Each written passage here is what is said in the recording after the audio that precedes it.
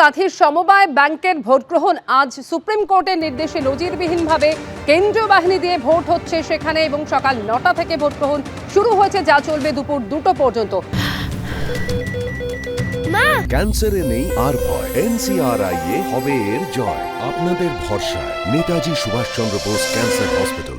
প্রত্যেকটি বুথে CC camera বসানোর নির্দেশও দিয়েছে সুপ্রিম কোর্ট। এর আগে 2015 সালে শেষবার কাঁথি সমবায় ব্যাংকের ভোট হয়েছিল। সরাসরি এই মুহূর্তে কথা বলবো, ঋত্বিক প্রধান আমাদের সঙ্গে রয়েছেন। ঋত্বিক, সকাল 9টা থেকে ভোট গ্রহণ শুরু হয়েছে নজিরবিহীনভাবে সুপ্রিম কোর্টের নির্দেশে কেন্দ্রীয় বাহিনী দিয়ে ভোট হচ্ছে সেখানে। সকাল থেকে কিভাবে চলছে ভোট গ্রহণ পর্ব? দেখো, সকাল 9টা থেকে কিন্তু এই কন্টাই কোঅপারেটিভ ব্যাংকের যে নির্বাচন তার ভোট প্রক্রিয়া বা ভোট গ্রহণ পর্ব শুরু হয়েছে। সেক্ষেত্রে 108 জন ডেলিগেট নির্বাচিত হবে এই ভোটের মাধ্যমে।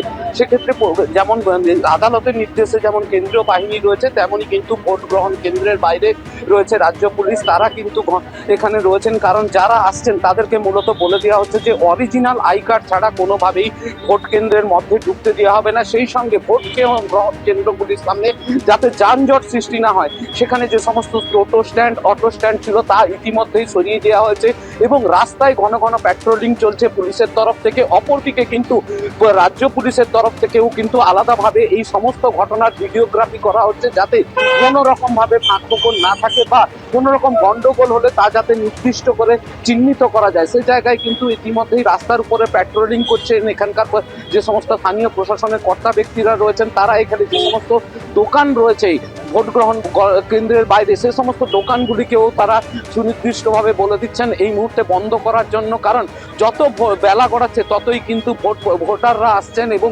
ভোট গ্রহণ কেন্দ্রের বাইরে কিন্তু তার ভিড় জমছে এবং এই ভিড় ঠেকাতে মূলত এই উদ্যোগ প্রশাসনের তরফ থেকে। এমনই জানানো হচ্ছে ইতিমধ্যেই কিন্তু তারা এই সমস্ত জায়গায় প্যাট্রোলিং এর কাজ করছেন। যেমন দেখতে পাচ্ছেন, সমস্ত দোকানগুলিতে গিয়ে যে সমস্ত জায়গায় জমায়েত রয়েছে তারা সেগুলা হটিয়ে দিচ্ছেন, যাতে কোনো রকম অপ্রীতিকর ঘটনা না ঘটে। এবং এই ঘটনা যেহেতু ভোট গ্রহণ পর্ব এখনো পর্যন্ত প্রায় 1 ঘন্টা হয়ে গেছে এবং চলবে প্রায় দুপুর 2টো পর্যন্ত, সে জায়গায় তার কোনোভাবেই প্রশাসন চাইছে না যাতে এখানে কোনো রকম ভাবে গন্ডগোল হোক।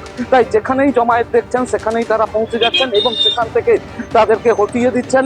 এবং এক প্রকার বলা চলে ভোট গ্রহণ কেন্দ্রের বাইরে যাতে নিশ্চিত করা যায় যাতে কোনো রকম ভাবে কোনো গন্ডগোল না হয়, তাদের দিকে সেই দিকেই নজর রয়েছে এখানকার প্রশাসনের। ধন্যবাদ ঋত্বিক তোমাকে। শুভেন্দুর বিধানসভা কেন্দ্র নন্দীগ্রামে কি তৃণমূল বিজেপি সেটিং হয়েছে? নন্দীগ্রামে দীনবন্ধুপুর সমবায় সমিতির ভোটে তৃণমূল বিজেপি সমঝোতা হয়েছে? এই প্রশ্ন উঠছে তার কারণ 50টির মধ্যে 32টিতে বিনা প্রতিদ্বন্দ্বিতায় জয়ী হয়েছে তৃণমূল সমর্থিত প্রার্থীরা, আর বাকি 18টিতে বিনা প্রতিদ্বন্দ্বিতায় জয়ী হয়েছেন বিজেপি সমর্থিত প্রার্থীরা। ভোটের খরচ বাঁচানোর জন্যই এই সিদ্ধান্ত বলে দুদলের নেতৃত্বের তরফে দাবি করা হয়েছে। আর এরপরই সিপিএম কটাক্ষ করে বলেছে সেটিং তত্ত্ব একেবারে সামনে চলে এলো।